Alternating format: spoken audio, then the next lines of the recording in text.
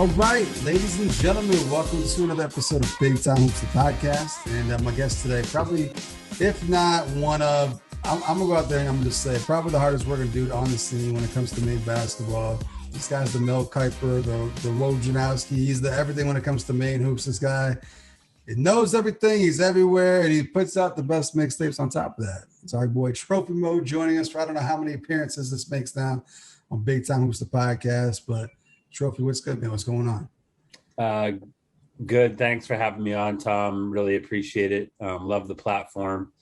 It's my, you deserve to have a summer off after all the work you put in last winter with trying to keep people excited about basketball and doing things for the kids. And so I'm glad that you put out some podcasts recently because that's one of the things I look forward to the most every week. But as for me, I'm just getting back from Springfield, Massachusetts today. The weekend before I was in Springfield for a night and then drove to Mannheim, Pennsylvania to Spooky Nuke to their facility for a hoop group event, Hoop Group Jam Fest. I've been traveling a lot this spring, trying to make up spring and summer, just trying to make up for footage that I didn't get last winter, obviously, because we weren't allowed in gyms to film. So I was gonna say, like, not only are you traveling to town, but I feel like these mixtapes are coming out like at a high tempo right now. I feel like it's like every day right now you're putting out something new. So you must be taking a shit ton of footage just everywhere you go right now. Yeah, I mean, I have footage of probably every 16 and 17 U kid in Maine and some 15s as well. I've been focusing on them because like I said, I didn't get a chance to film them during the regular season like I would have been, my thing that I love to do in the winter is just travel around to all the gyms around Maine and feel the excitement in the gym for the big players in Maine. And I want to be able to have them have footage to look back on and show their buddies and friends and whatever that they could hoop back in the day. So, one of my big things last weekend was to make sure I got some footage of Cash McClure because he's one of our reigning Mr. Basketball from 2021. Hadn't had a chance to film him this spring because he'd been playing in other tournaments with New York Lightning Select. But since he joined up with Middlesex Magic a few weekends ago for the live period events and is playing alongside Dom Campbell and Brady Cummins, it made it a little bit easier for me to get out there and film him. So I've got some good footage of him. And his stock's on the rise since he's been able to showcase his skills in the knapsack showcase and these live period events as well. He's been out in Indiana this weekend where they competed against some of the best club programs in the country out there. So I want to start with Middlesex Magic. So you mentioned three guys with Maine ties that are running with this program out of Mass: Dom Campbell, Brady Cummins, Cash. All three guys that decided to reclass. And it looks like for these guys, like that decision to reclass to 2022 is going to pay off for them, right? Because we just saw Dom sign with Notre Dame. Brady seems like he's getting offers coming in every week now. Cash starting to gain some interest. You think it's going to be a thing we see more moving forward here, more kids reclassing, because it does seem to be paying off for I mean, it seems like it's paying off for most of those folks that are doing it. I think I counted at least, I think we're up to 14 or 15 kids reclassed from 2022 and 23 and 24 in Maine now. The most I ever remember before this was 2. Yeah. Like for actual kids from Maine to be reclassing. And so, yeah, I think that's a trickle down effect from the COVID year, from just the competitive where the competition for scholarships and Maine kids, certain things that don't work in Maine kids' favor as far as that goes, and just trying to get that extra year of development and strength. But also I think prep programs taking more interest in some Maine kids as their development improves, and they see them as as guys that they can rely on to help the prep program, and also make the program look good as they compete for scholarships, and the prep programs can put that on their resume as we helped get this kid to this level. So I want to ask you this: like, how much do you think these kids benefit versus going the prep route and playing at a prep program versus just being on the right AAU team and being seen? Because it seems like these kids are getting offers based off being seen at AAU tournaments, and not so much what they're doing with their prep programs. So where do you think that balance is? Do you think like they benefit more from going the prep route, or do you think they just benefit more if the AAU team was right, if the program was right, and they got exposure that way? I think everything. I think people need to look at everything as a piece to the puzzle, instead of like one thing is like the answer to getting recruited or getting a scholarship or playing at a certain level. I think that where the prep program helps you is that they can practice. You can practice year round. You have a dedicated strength and conditioning person that most, especially the good prep programs, the established ones, and always being able to compete in your practices and in your games against kids that are definitely going to play in college basketball every practice, every night. Like, you're testing yourself against those type of players, and not being like a big fish in a small pond, like many Maine kids are at their local high schools. That, that isn't to say that, you can't get it done or anything is necessary for you to be recruited. You don't have to go to prep school. You don't have to play AU. But like, again, all those things are pieces to the puzzle as you want as many high quality darts to throw at the board. And I think each one of those things is one more way to help yourself. And, I think with Maine kids already being at a disadvantage in many situations for certain reasons, people are realizing that the prep route is another way that they can, fight back against that disadvantage a little bit. Another kid that I brought up, Dom Campbell. You were on the Dom train before most. I mean, you saw it, and you were around before he kind of took off over this past year. So, has he kind of exceeded what you thought, or is he starting to get to where you thought he could be?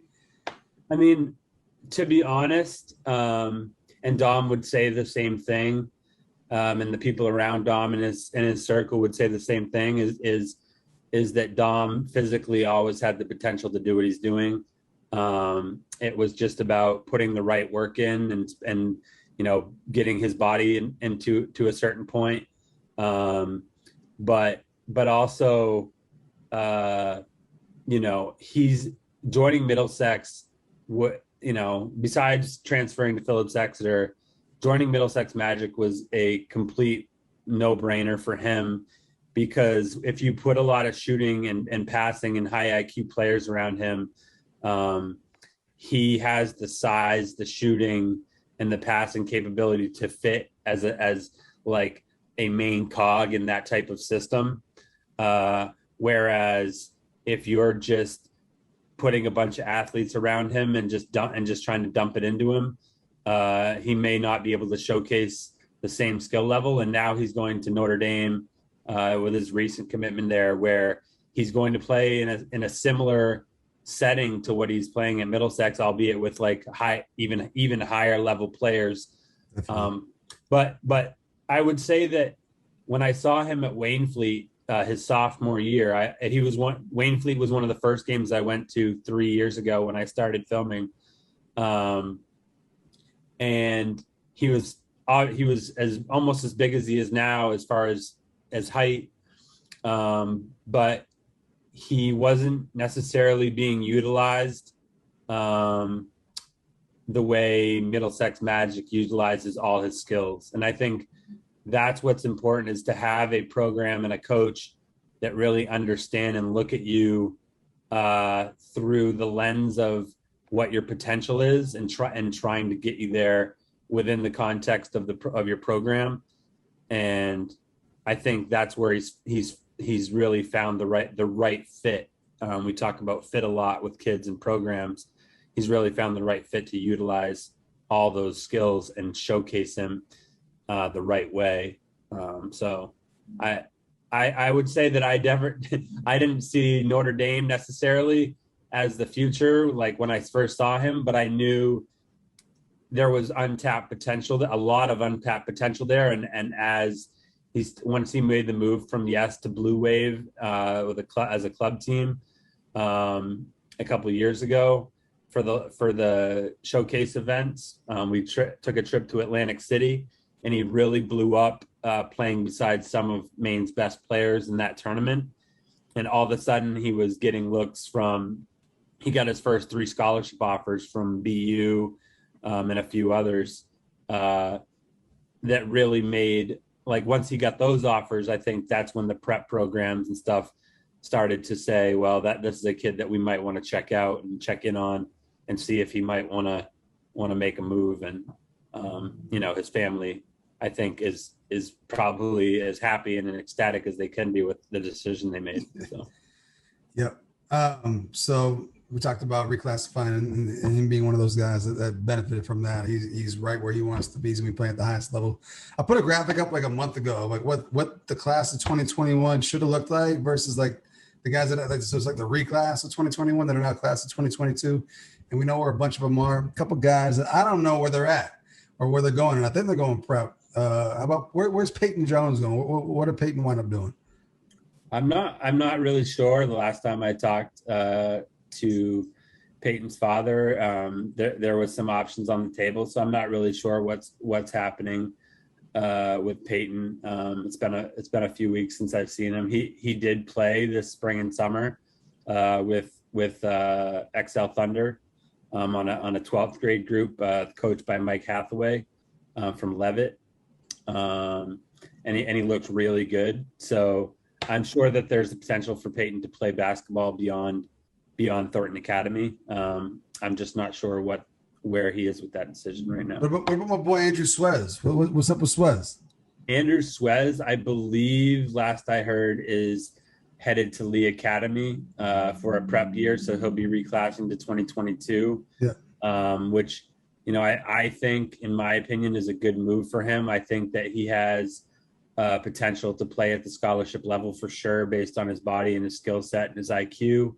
Unfortunately for Andrew, he had a setback with an injury this year, which hampered his ability. Which actually not only hampered it, it made it impossible for him to showcase himself in the club program, AU travel circuits, where I think he would have shined and maybe already ended up with an offer. But Lee Academy will allow him to really rehab that injury to get back to 100% and then go out and compete. They're in the knapsack, so he'll be competing against the best players in New England night in and night out. So I have faith that Andrew will make a big jump in the as far as how people perceive him if he with this prep year, if that's the route that he really is going. So someone else who's been playing well this summer, who also reclassed, Casey Cormier. I don't know if you see Casey play at all during this stretch, but I feel like I just keep on seeing stuff pop up about him impressing folks in some of these tournaments he's been to. What can you tell us about Casey and his rise this summer? Yeah, Casey, I've seen a lot, and I should have a mix coming out for Casey soon. He is headed to Kimball Union with Cash for a prep year. Casey is somebody that really, really can shoot the ball. He can get as hot as anyone from beyond 3, but he's more than just he's developing into more than just a shooter. He can get take a dribble and get to the mid range and pull up. He's strong enough to take some contact at the basket and finish on the break or in the half court. So I think given another year to really work on his body and continue to expand his game, he seems like he's a real worker. off the court. When he's I feel like he's putting in a lot of time during the week on his game, and that's why he's making these gains. So yeah, I think he has a chance at being in the right program. Shooting is at a premium, as we know, as far as how the game of basketball is played today.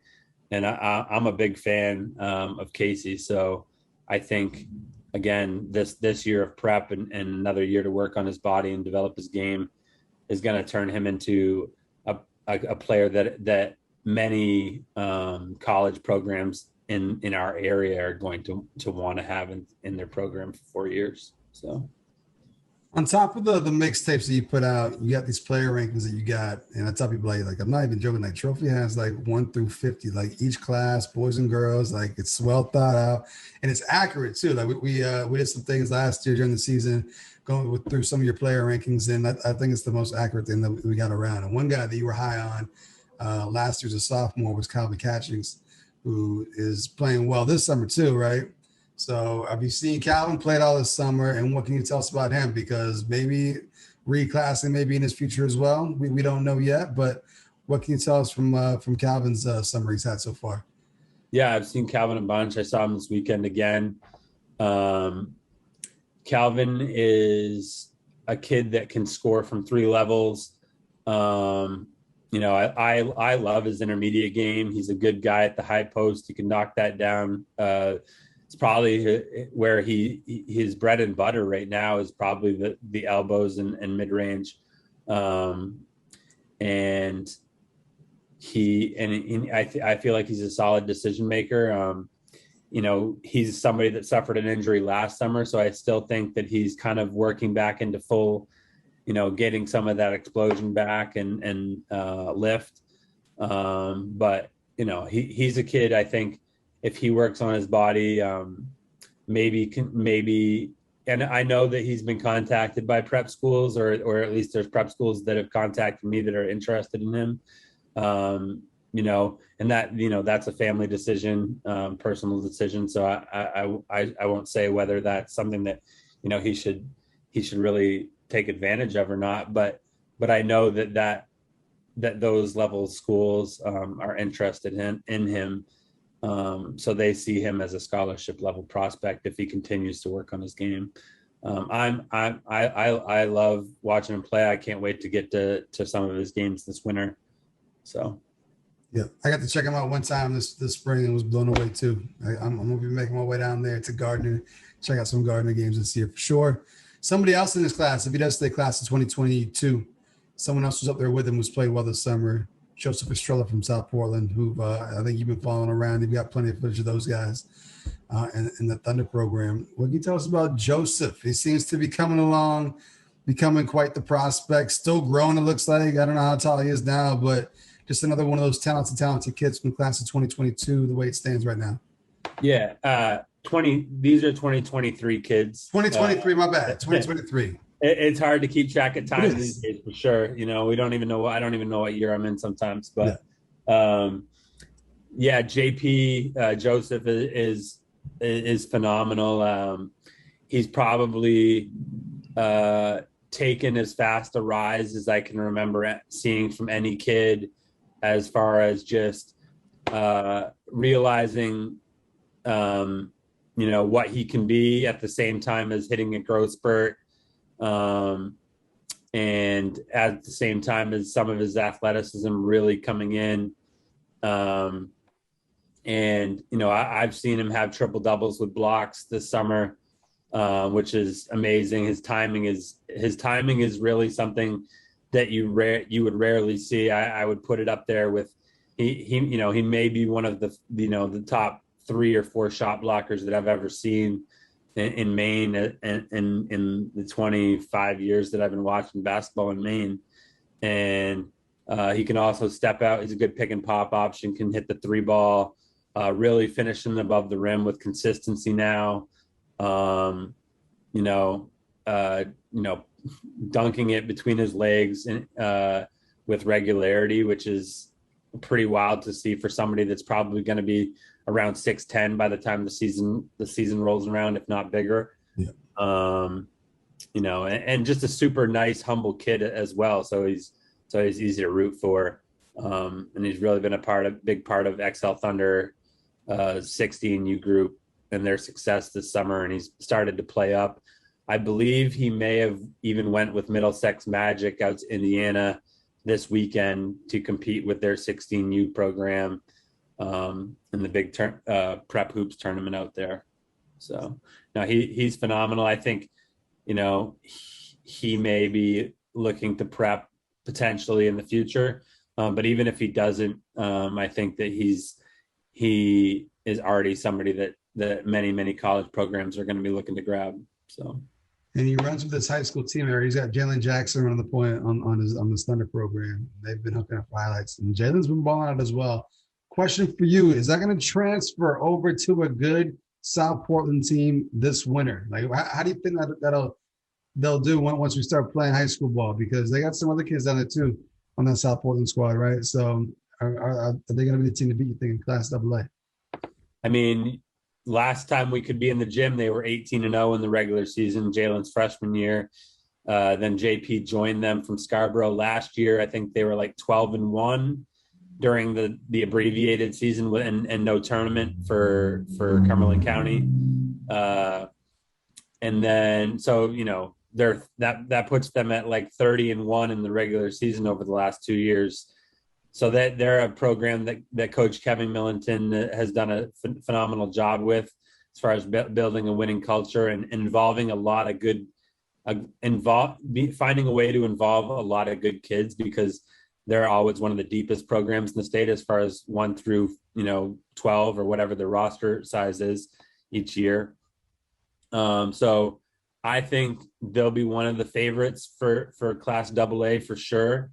But again, that all comes down to chemistry and just people stepping up. They'll be taking everybody's best shot, I'm sure, because everybody knows about several of the players on their team. So people will be coming in ready every night. And the tournament is a 1-game setting, so anything can happen. So I don't want to pencil them in yet. But I'm really looking forward to seeing them in the preseason and seeing how they look in a couple months. They'll be a fun team to watch for sure. Somebody else I think you just got to see for the first time this past summer. It's Cooper, right? First time seeing Cooper Flag in person. Is that accurate, or at least getting to get some footage of him, be in the gym, be at a lot of these games? Actually, for Cooper, I started filming Cooper going into his 7th grade year. You're always way ahead of everybody else. Like you guys. Like this guy knows everything and everyone.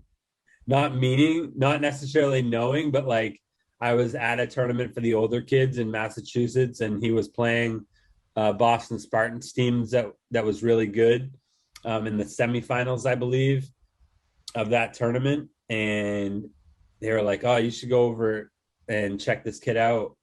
And while you have a break, and I went over there, and he was just dominating.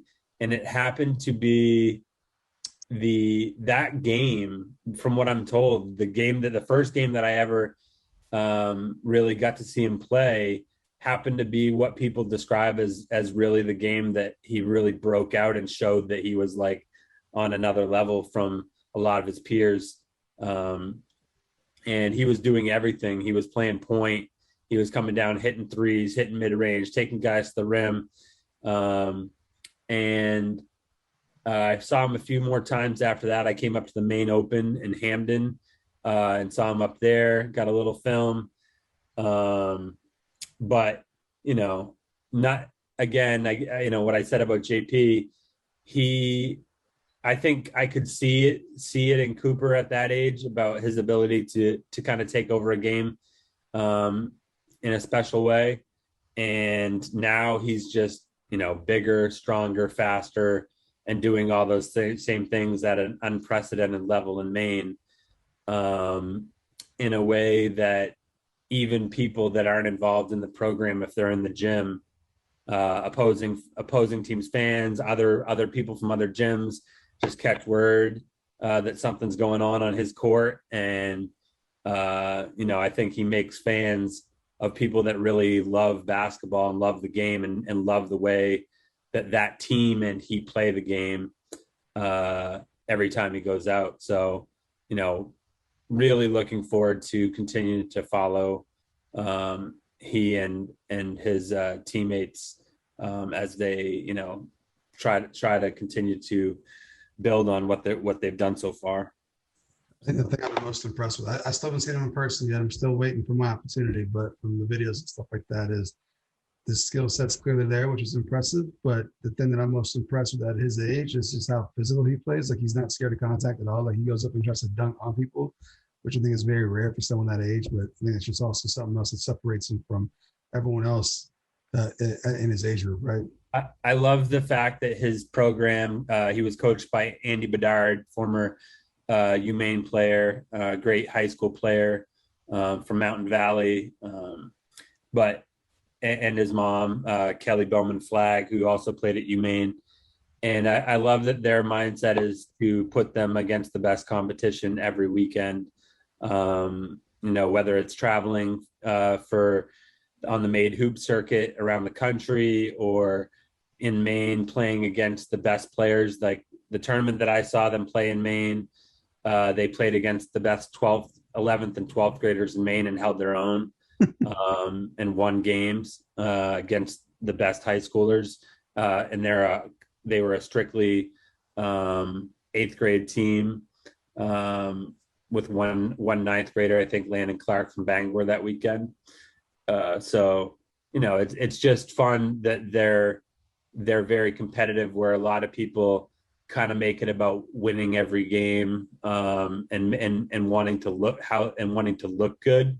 They're really about the competition and understanding that you really get better through competing against people that can really either hold their own or are better than you. So big fan of that philosophy.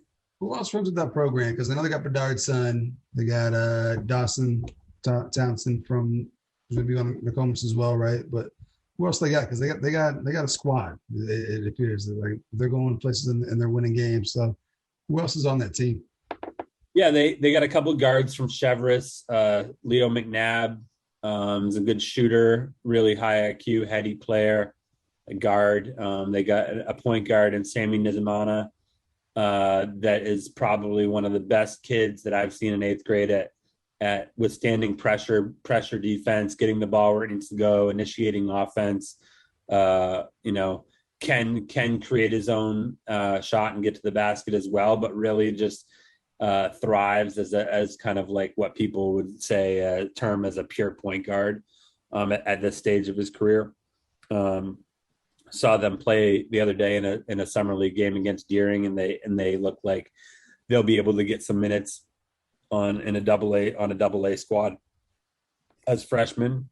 Then you've got obviously Cooper and Ace, Dawson, Crady Dixon from Wyndham, lefty that can knock down shots, really tough defender, and Gabe Lash from Madomic Valley, guy that's really starting to fill out.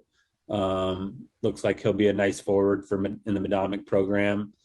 And you got Caden Bedard, obviously. So and Landon Clark from Bangor runs with them when they play up in some tournaments. He's what some would say he may be. He's in the running for the best freshman in the state last year, so the best class of 2024 prospect in Maine. So, who else have you seen? Because summertime is normally the time in which players get better, right? So they finish up the year, the regular season, they work hard all summer long, come back the following year, like, wow, like they got better in the summertime. Who are some guys that you've seen just kind of take a leap? We're like halfway through summer right now, but from what you've seen, guys, we haven't mentioned yet.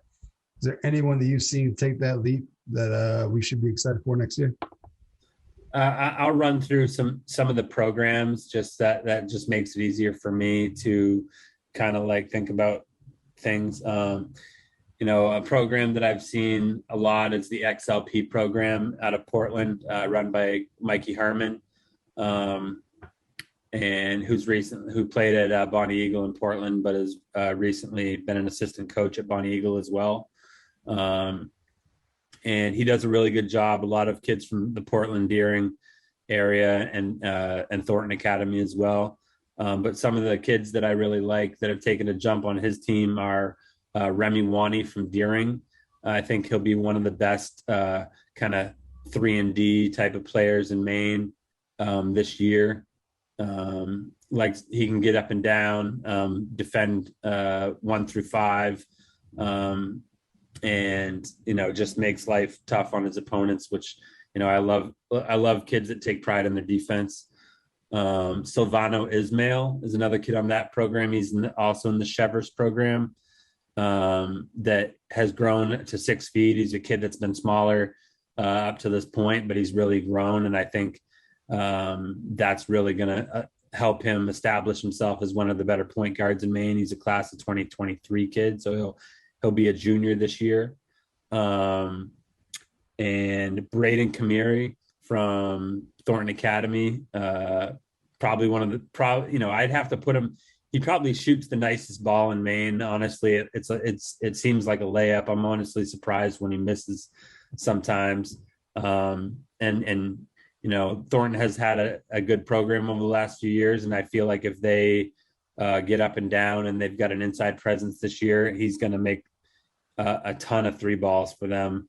And also Patia Donato on that team, another class of 2023 kid on the wing. It's long. His brother Peter played at Colby Sawyer a few years ago, and was one of the better players in Maine when he played at Portland.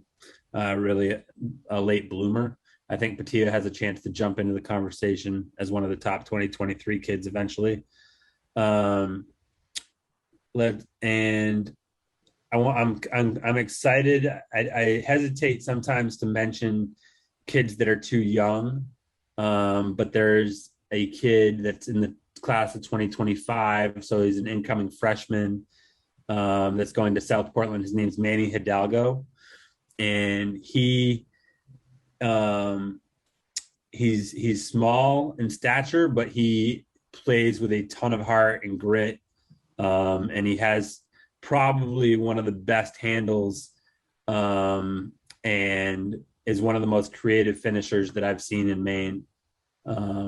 So I don't know, playing behind Jalen, South Portland has a glut of guards and talented players, so I'm not sure how much time he would see, or even if he'll be on varsity this year, depending on what their coach decides. But he's just a kid to watch out for in the future potentially.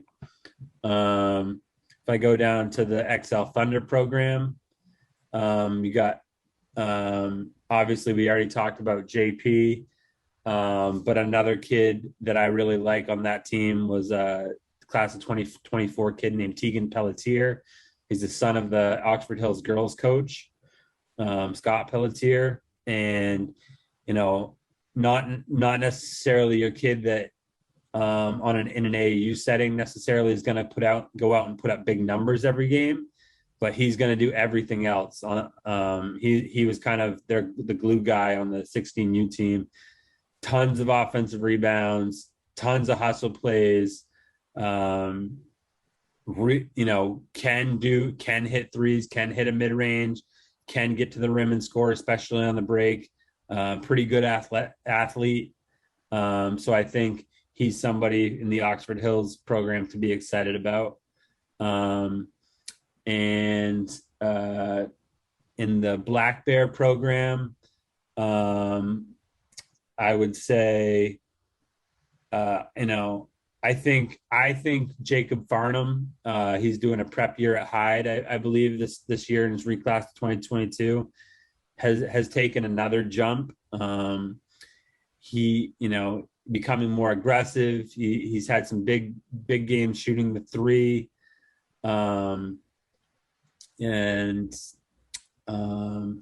Let's see, in their 2023 group.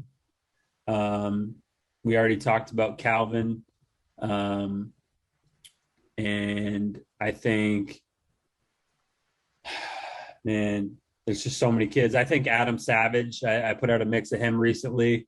Adam has a chance to have a very good year. And kind of, I don't know how many people have talked about Adam on a state level, like in terms of like, him getting a lot of notoriety statewide. I think he'll have a chance to move into that conversation this year. And if we move down to, I'll just mention some kids from some other programs.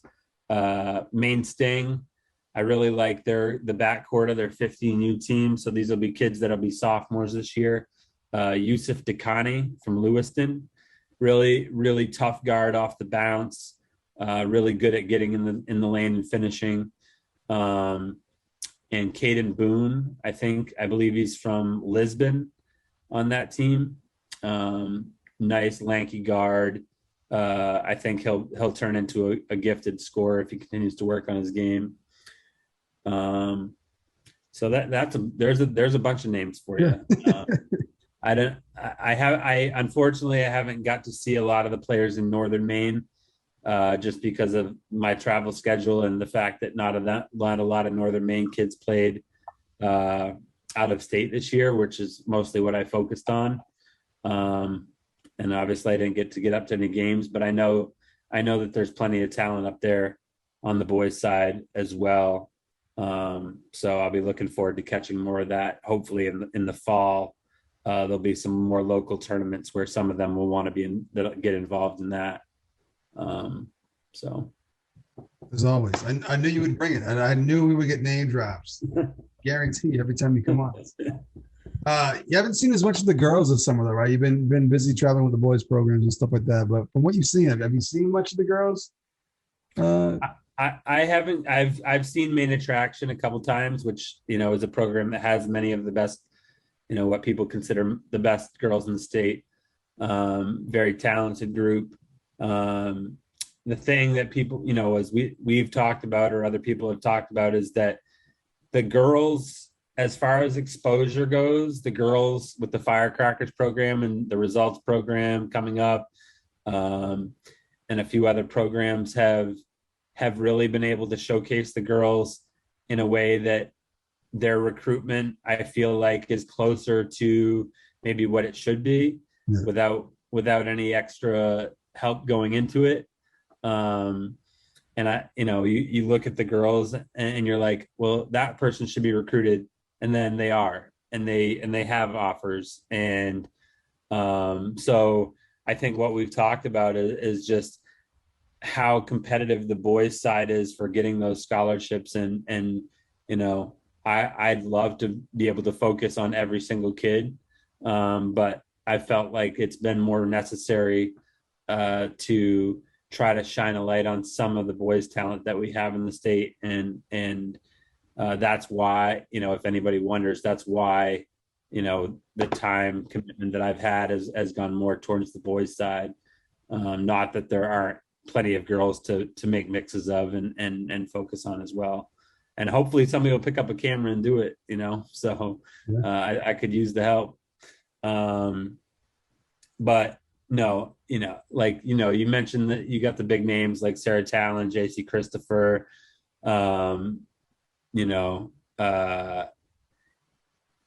Sierra Carson, on that Main Attraction team that's done so well, Sloan Genevieve. But I know there's lots of girls, from all over the state that are doing really, really good things. And I see them working with trainers and really see their game taking leaps and bounds, from a distance, but I haven't been able to see much of what's going on that side. But I will be at the top 30 camp. Yeah. So I will be getting footage there of the girls and putting that out and be able to speak on that much better, because many of the girls that will, that are the best, and boys are attending that in a few weekends from now. That's what I was going to ask you. What do you got going on for the rest of the summer? Because you've been on the road a lot. You've been traveling, going to these tournaments and stuff like that. Like, do you take a break in the summertime at all? You're going to be chilling at all before it starts back up? You just grind. Like, what do you got left between now and the end of summer? I took a weekend to go back up to Holton. Took 5 days to go up there for the 4th of July, but that was really the only break that I've had. Yeah. I've been out every weekend other than that, and during the week. And um, I'm going to head to the Noonan tournament this coming weekend, which is always really fun. Yeah. That's kind of a reunion for me with people that I've coached or been around. Just a lot of the basketball people are there, either just to watch their former players or obviously former players competing in it from around the state. A lot of the names that people know. It's just fun it's like a blast from the past, just watching all these great former Maine high school players go at it again. So I'll be there filming just for fun. Obviously those guys don't need any scholarship offers. Many of them have, had that back in the day, but just for fun and just to give people a look for the people that can't go. And then I'll be at tier camp a couple weekends from now. I'm not sure if there's going to be anything in between that. I think he's splitting it up, girls and boys. So it'll be 2 different weekends that I'll be at tier camp. So that'll probably fill up through mid-August. And then we'll probably get some time off. And then fall ball will start up in September, November time. So it doesn't stop. It never ends. It'll be basically like AAU season all over again. And I'll be able to see a lot of the local kids. But other than that, I'm training a few kids, starting to work with some other programs as far as just helping out, during the week with the kids that they train, just to be an extra set of hands and another voice, and just staying around the game as much as possible, and listen to your podcasts. So. Yeah, podcast is back. As evident with this one, Nick Canterelli last week. There's some more coming up there. What else you got in the works, man? I mean, I know you're always thinking, brainstorming how we can make things better, what needs to get better. If there's anything that you can disclose of, or you want to talk about, just ideas that you have, because I know you got a ton. What would you like to see? What more do you want to see come along with the Maine hoop scene? I mean, there have been some recent discussions among a lot of the people that are involved at the club basketball level and at the training level about doing something really cool. Those discussions are, for kids in the state of Maine, in terms of increasing the availability for some of those things, whether it be exposure in tournaments, competition-wise, or a broader range of training situations. So those can, I think there's discussion set up for tomorrow to talk about that some more among some of the top people in basketball, as far as the people that work the most with kids right now. And I've been filming. I've also been filming for New England Recruiting Report some for Adam Finkelstein, who is at the top of like ESPN as far as ranking kids in nationally, and doing national recruiting coverage for ESPN.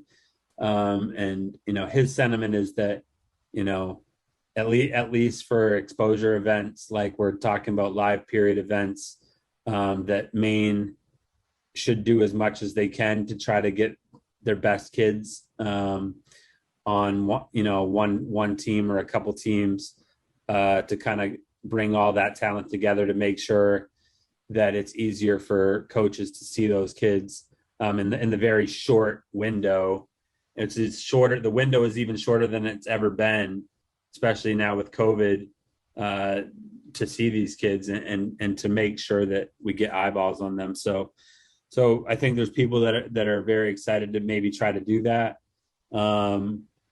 I'm also going to be doing some photography, getting into some photography for sports. So I'm going to start building a portfolio, which I know you'll be excited about because you're always putting graphics out. So to have access, I need pictures. Pictures are so hard to find. To have access to photos and trying to do some things and have the kids have input on that, to try to have, the graphics thing is a big part of like announcing your recruitment, but it's also just nice to have good pictures of yourself and remember your time there. And I'm going to try to build a website that has profiles that feature some of these kids and has some of this photography involved. So I'm going to be, I kind of wanted for COVID to kind of start taking a back seat and for people to be able to have the chance to be vaccinated before I did, one-on-one personal stuff. So I'm going to be starting to set up photography sessions with a lot of these kids around Maine, so I can give you some content, some better content and easier content to work with. So I would appreciate it. It would make things a lot of these kids is one picture of them on the internet. So wrong. And you want to make them look good. You're like, should I use that picture? Like, Yeah. Is that the picture that they want to see out there? Yeah. Is the mouth wide open? It's tough. It's very awkward putting some of these together too, because I'm just staring at people's faces. Like I'm just going like picture to picture, and like it's very intimate when I'm in Photoshop. I'm locked in on them, and they're just looking back. It gets a little weird, but it's all part of the process.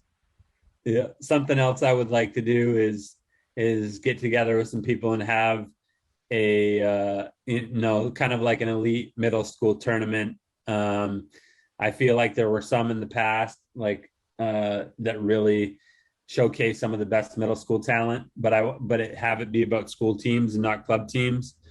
And that would help me to have all those kids in one place, would give me a better way to evaluate them at a younger age. So, that's something that we might consider doing as well. And get some sponsorships from some of the big people that are involved in basketball, so. And this winter too, or prior to the kickoff of the season, we can look forward to TrophyMode's player rankings, right? That was a big hit last year when we came on with the boys and girls. So you got some time. Hopefully the top 30 camps will give you a chance to see some of these kids up close and personal and adjust your list, right? For sure. And again, I think what Ben tries to do with the camp is try to, allow kids from all regions of the state to go and compete against each other and measure up. And it also allows us a chance to evaluate them further and see where they really stack up, without, just based on their skill level, without relying on who has the best teammates, who has the best coaching, just what they already have in their bag. So, we do a couple things on the Instagram page. We did the 2K covered boys and girls in the Legends edition.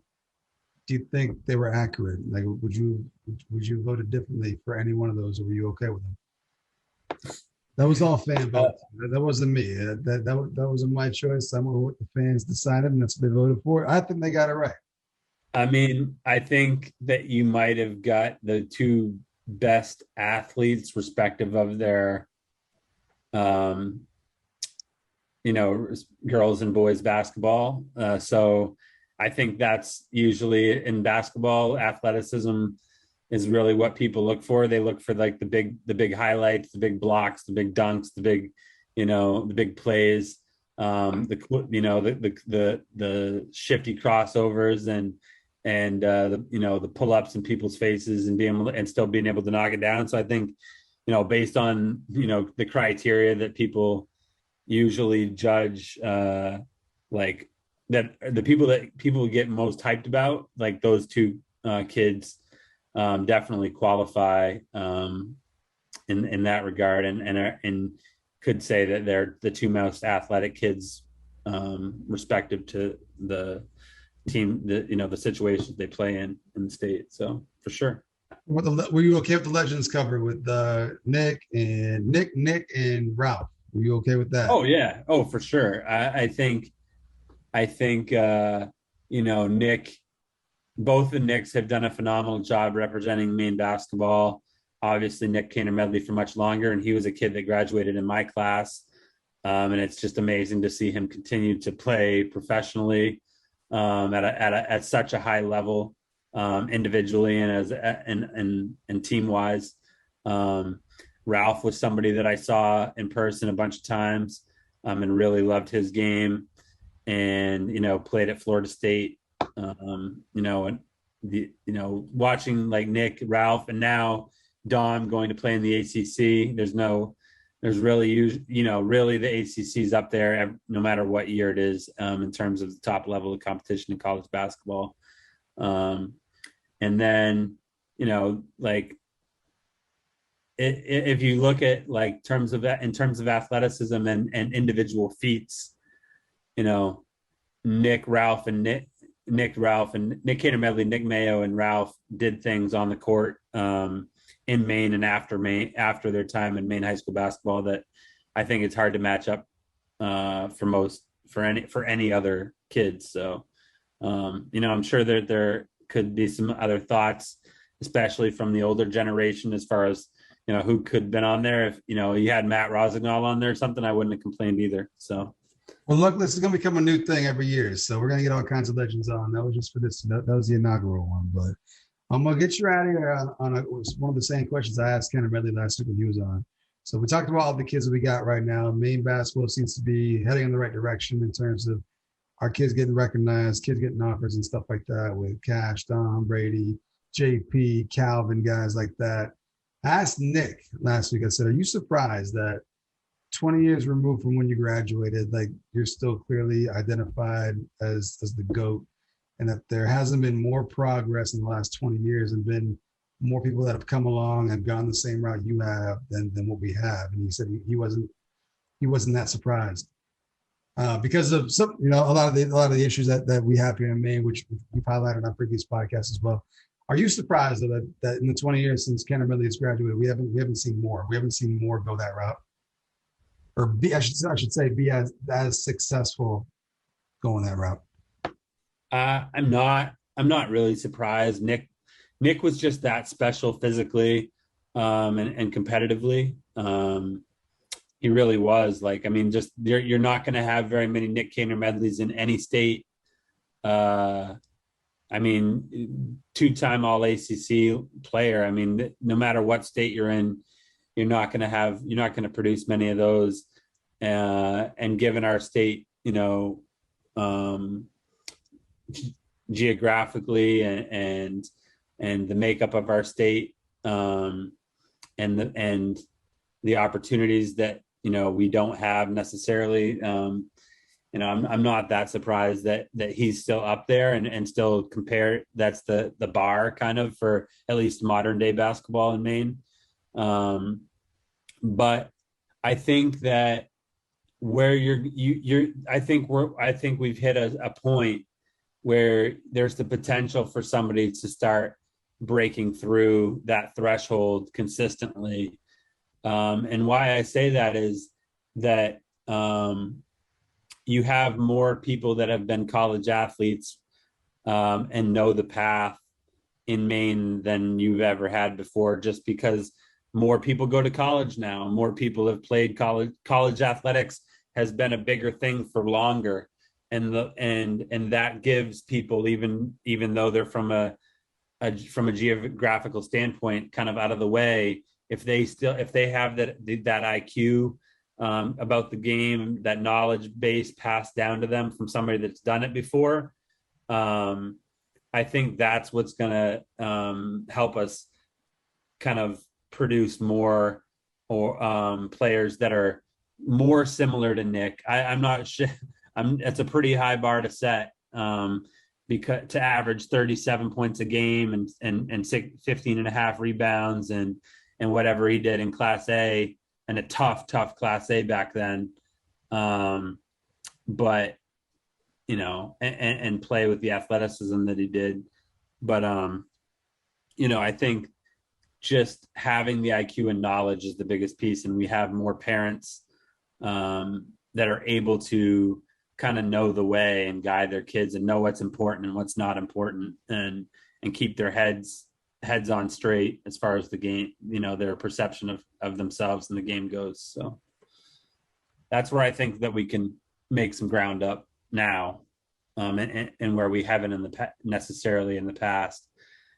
I also think that Maine, people talk about gaining ground, and what I've mentioned to some people recently is that, you know, yes, we have more trainers and more AAU teams than we've ever had, but so does every other state. Yeah. Every other state has, and if you think that, like, you know, we're not gaining ground in that state. I would say if, like, for every new trainer you get in Maine, you probably get like 3, 4, 5 new trainers in California or Texas or Florida or Georgia, all these places that already produce tons of athletes.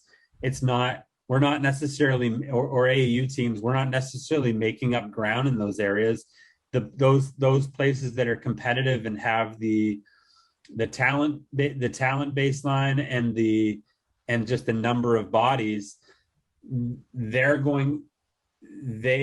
approach it probably even more competitively than we do to make sure that they're doing more than they were, even more than we think we are. Like, you know, it's new for people here to see so much, but, you know, people outside of the state take it so seriously, because for a lot of people, and especially in the cities, it's not, you know, it's kind of a tool to make it like out of a situation. Whereas that's, you know, in Maine, I feel like just people being comfortable is sometimes a deterrent to some levels of success, you know? So, you know, that's kind of my feeling on it. You know, I think there's high school coaches and college coaches and people that are like, that's AAU, it's these trainers, there's more and more of them. It's like, yeah, there's more everywhere, like, and more than there is in Maine, like, you know. So the water is rising everywhere and it's lifting all boats, type of thing. Not like, oh, now Maine should be up here because they, you know, comparatively to Massachusetts, because we've got 4 more trainers, you know. So that's my feeling. We'll see where it goes. It does seem to be going the right way, though, right? Can we agree on that? Oh yeah, we're trending the right way. You need good people involved, and I think we have a lot of good people that have good hearts for the kids and good and minds. You look at, you know, you just look at the proportion of NBA coaches and assistant coaches from Maine comparatively to what we produce for pro players, you know, with Steve Clifford, Brett Brown, Josh Longstaff, you know, and others. You know, it says a lot for the minds that are in Maine that are trying to help improve the game of basketball. So. Agreed. I just thought of 2 more quick questions to ask you before we get up out of here. So one of them is, next year, the UMFK Classic. Talk about going to watch Northern Maine kids play. What's it going to take to get TrophyMode up there for that weekend for the UMFK Classic? Is the Swamp Buck still open? It is still open. Yeah. Hey, just if I can work out something where, like, I can get a promo burger at Swamp Buck or something like that, that might get me up there. That's all it takes. Might be able to make that happen. Might be able to pull Do I have to put a Swamp Buck commercial at the end of the mixtape or something? Yeah. TrophyMode presented by Swamp Buck. We'll start doing that. No, I'd love to come up. I'd love to do a big time TrophyMode like combo up there, and maybe interview some kids and do some stuff like that. It'd be awesome. I'm gonna try to go up there for the whole tournament next year, because like I just happened to go up there by accident. I forgot it was even that weekend, because originally I had something planned, but I went up there and was like, oh shit, what's going on? And it wound up being a good time. So I'm gonna try to get there for the whole time next time. And then the top 30 camp in a couple weeks here. King and Queen of the Court, they're doing that. See who the best one-on-one player is at camp. Give me your picks for who you think will win that. Oh man, this is tough. Sarah's got a chance to defend her crown, but I don't think Wyatt's moved on, so it's going to be a new boy King of the Court. So, yeah, I mean, I think, you know, if Cash is going, I feel like Cash will have a good shot. If Dom's going, like, what a matchup that would be. That's true, right? Yeah, people got to guard Dom.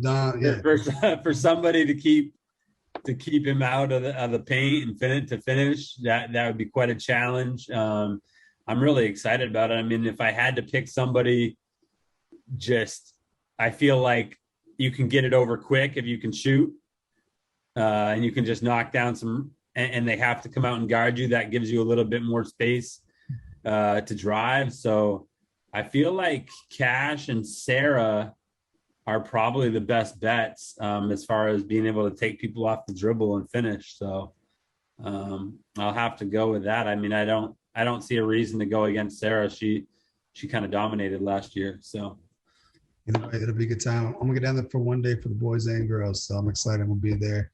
It sounds like it's gonna be a full house. Like it's gonna be everybody. Like it's gonna be all of us. Everyone who's kind of on the scene is gonna be there this year. It's gonna be a good time. Yeah, I'm excited. Ben's done such a great job at creating this event and making it better every year, and really considering what makes it a good event for the kids. Like he really wants them to enjoy it, and he really wants them to have fun competing against each other and to learn a bit, but kind of have it be a weekend for Maine for the Maine ballers, to really show their stuff and in front of the people that kind of do some evaluation and work with them. So no, it's going to be really fun for sure. One more question. I just thought of. I know you're gonna be back in the high school gyms this winter, getting footage and stuff like that. When you see like all these big ones on House or whatever, Balls Life, all these ones, they always show like celebrities in the crowd. If I'm at these games, can I get a little like 2-second or 1-second clip in these mixtapes as being in attendance? Can I be one of those guys? Oh, sure. I think as long as you have like a hand sign to throw up for big time, like if do you have something like a BT or something? I gotta come up with something. I'll get like some merch. Or if you have some merch where you can just flash the merch, that'd be great. And if you can have some of the people that are around you yell shout out Big Time Hoops or something, that's always a fan favorite, to get some recognition. So yeah, I can't wait to be at games this winter. I was saying it all like leading up to last season. Like I said, I can't wait to get in games. I didn't get a chance to go to any games last year. This year's going down. I can't wait to be at games this winter. It's going to be a good time. Trophy, is there anything we missed on? Like I said, we're going to be back on here before the season kicks off. We're going to do the rankings and then the fantasy draft. We're going to bring that back because that was a huge success last year as well. So we're going to be back. But is there anything we missed? Let's go around before we get up out of here. I can't think of anything. I'm sure I will as soon as we get off the pod. I would just say that I'm just so happy for the kids to be back out there playing basketball without masks on, and really like getting after it and being able to showcase themselves this summer, work on their games with the people, in gyms with people that care about them as much as they want to. And it speaks a lot to their perseverance and character that, I didn't see a lot of complaining out of the kids during the last year. And they definitely had reasons to be unhappy, disappointed, crushed about certain things that didn't go as they had always dreamed for it to go. So I just big shout out to the kids in our state for keeping it together and just taking the next steps to further their goals in basketball and education. Really proud of how they handled themselves coming out of all this. So, and excited for the season for sure. And who should I go get next for the podcast? Because you're probably one of the most dedicated listeners we got out there. Who haven't I had on yet? One of the old heads, one of the legends that you want to hear from. Goodness. Oh wow.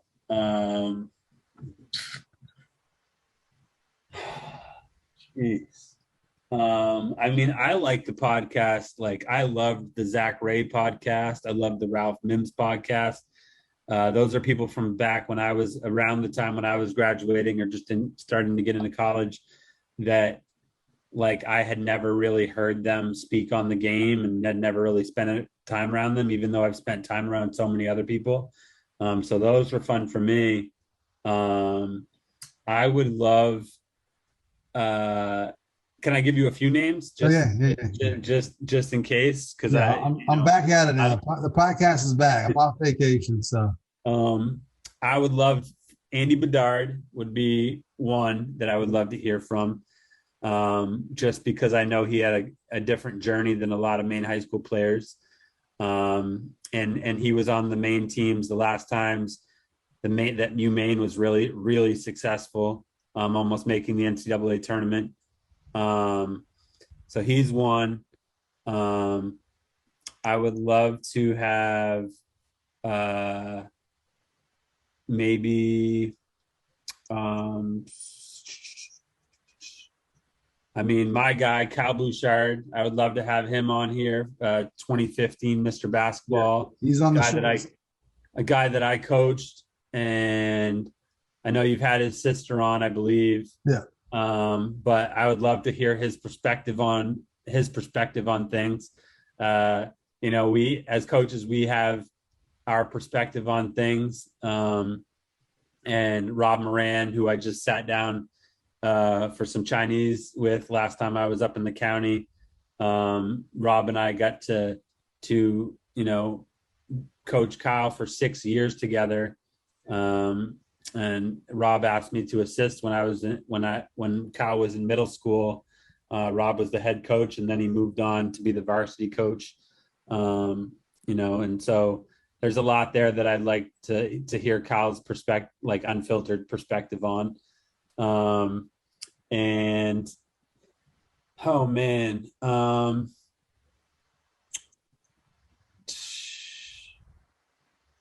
maybe Bracy Barker, Eulin. That was supposed to happen. I had it lined up and she disappeared, but I'm gonna get back. I'm gonna get back at her again. I'll try to make that happen because she had an unbelievable career at MDI and then and a good career at UMaine. So I think on the girls' side, that'd be somebody that that I'd like to hear from. So I've had like 3 or 4 lined up, good to go, date schedule. Like Bracy was one of them. There's a couple other ones too that are stories that you would want to hear.